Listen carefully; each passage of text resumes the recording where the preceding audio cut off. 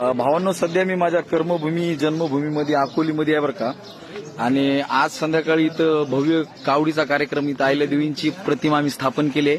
भव्य कावडीचा कार्यक्रम होणार आहे. त्याच्यासाठी सगळे गावस्थ गावकरी मंडळी सगळे आनंदामध्ये आहेत.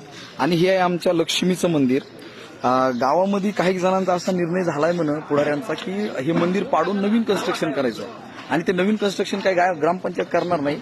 त्या कन्स्ट्रक्शनची ज्याचा जे खर्च आहे तो गाववाल्याकडून पट्टी वसूल करायचा म्हणून माझा त्याला सक्त विरोध असणार आहे. मंदिर मी पाडू देणार नाही. स्वतः वैयक्तिक महेश बिडकर आणि इथं माझे काही भाऊबंद आहेत, आपण त्यांचा अभिप्राय त्यांना विचारूया. त्या मन कसं करावं, लक्ष्मीचं मंदिर जर पाडायचं असेल तर पाडावं का नाही? नाही पाडायचं. ते आमच्या आजा पंजापासून काय हो, त्याला पाडायचं नाही. आपल्या आजा पंजाने त्याला पाणी घातलेलं आहे, तिथं बसलेत उठलेत. हो, तुला काय वाटतं सोयऱ्या? पाडायचं नाही. पाडायचं नाही. आपल्याला भाऊजा लोकशाही आहे. हो. लोकशाहीच्या इशाऱ्यानं चला. काय हो. म्हणतात गावातले कार्यकर्ते काय नाही हो, त्यांच्या विचारानं चला.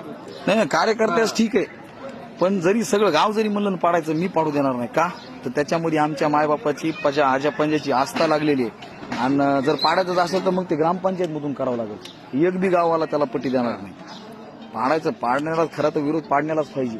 कारण असलं चिरबंदी आहे कुणाच्या बाप झालं आपली आहे, कुणाच्या बाप झालं बांधणार नाही. असलं चिरबंदी पुन्हा डबल बांधणं होणार आहे का आपल्याला?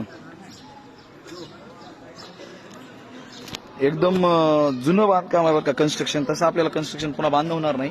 आणि हे आमच्या गावातलं पूर्ण मंदिर आहे पाठीमागं.